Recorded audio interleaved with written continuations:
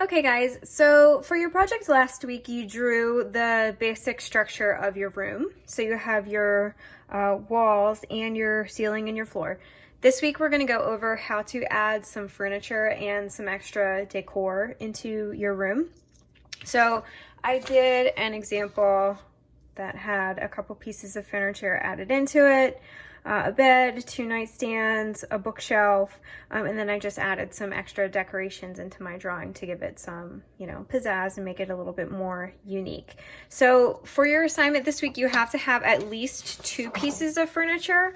I'm going to show you how to do a couple different ones, and then you can pick and choose what you want in your picture. So if you're doing a bedroom, it probably makes sense to have a bed in there, but maybe instead of a nightstand, you want to do a bookshelf, or maybe you're doing a living room and you want to do like a table and a chair. So you can decide what you want to have in your space, but you need to make sure you have at least 2 pieces of furniture. So I'm going to start out by showing you how to draw a bed. And the easiest place I think to start is the headboard. So this is the back of the bed, the part that touches the wall. So I'm gonna draw it on my back wall here, and the bed's gonna look like it's coming forward towards me, the viewer.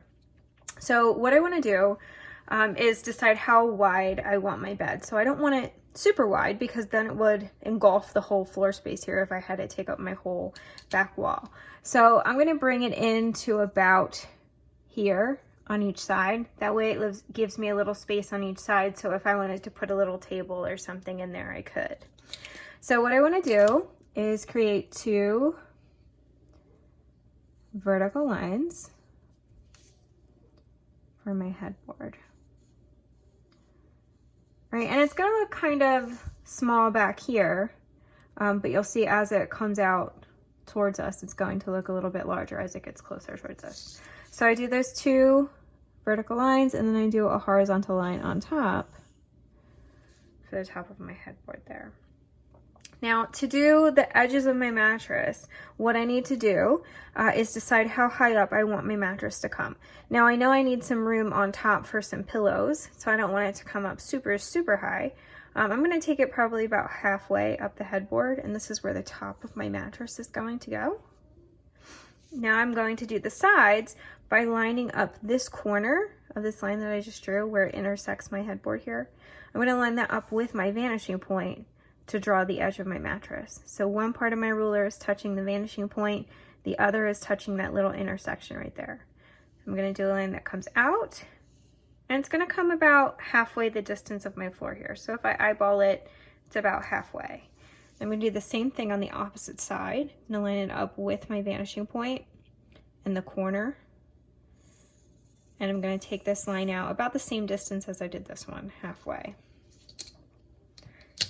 And to draw the bottom of my mattress, let me bring this one down a little bit more. I'll have it come a little longer because I want these to be even. I'm going to draw the bottom of my mattress here. So this is just a horizontal line across.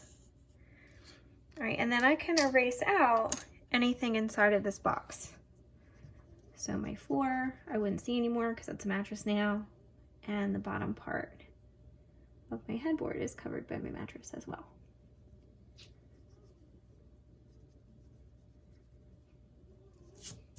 Okay, now that's the top of the mattress. So this would be where my blanket is.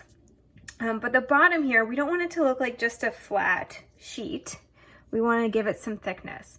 So what we're going to do at the bottom is just widen it up. So this is like, if you picture just the mattress by itself, this is the top of the mattress. This line would be the bottom of the mattress. So I'm just going to repeat this horizontal line here across. All right, and then this is, I'm looking at like the front of it here. So this line does not have to be connected to the vanishing point. This is just going to be a vertical line. So this is like, now the bottom of my mattress, this is the side of my mattress. And again, I would just erase out whatever intersects through that. And that gives me a more full mattress. So I could do it even thicker if I wanted it even thicker. But I'm gonna add a baseboard at the bottom, a little footboard. So what I'm gonna do, this is like what my bed sits on. I'm gonna do another line underneath. This is going to be for my footboard.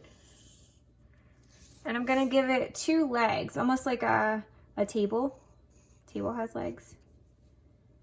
So I'm just going to do 2 vertical lines there and 2 vertical lines here. So this is just what's holding my bed up.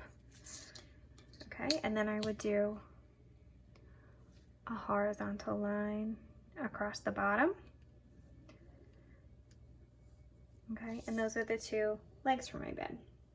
Now, because this is in 1-point perspective, this is the front of my table leg that I see, but I'm also going to see a little bit of the side peeking out. So for the front of any object, that's the actual shape, okay? I don't need to change anything here. Nothing really gets distorted. But when I look at the side of an object, just like the side of my window here that I see, those lines travel towards the vanishing point. Same thing for like a table leg. So what I want to do is line up the corner of my leg there and just draw a diagonal line back. And then I'm just going to square it off by doing a vertical line on this side. So this line gets repeated back there. And I would do the same thing on the opposite side. Now this is traveling towards my vanishing point on this side. Okay, and then I would cap it off with a vertical line. So that gives me like 2 legs to my bed, and now they're in perspective. They look a little bit more 3-dimensional. So this is exactly like your cube drawing that you did for the first lesson that you did. It has those lines on the side that traveled back towards the vanishing point, but you always just see the regular shape of the cube at the front. Okay, and then you could go in and really make this kind of look like a bed. You could give it some pillows, some bedding, and don't be afraid to like soften the curves and stuff on this. So this bed right now is very square. It does not look very soft and fluffy. So what you might want to do is go in and just kind of like let this line waver a little bit. I had my comforter kind of come down so you could just see the bottom of the fabric on there. And then I leave this line so it looks like it's traveling down the side, but I lighten it up a little bit. And that's just going to help it look, you know, a little softer. Round out your corners. You could like put some little, you know, wrinkles or something in it to give it more like a fabric-y feel. So you can go in when you do your details and, you know, make it look a little bit more like a fabric texture. But you guys can kind of play around with that and make it how you want it to look.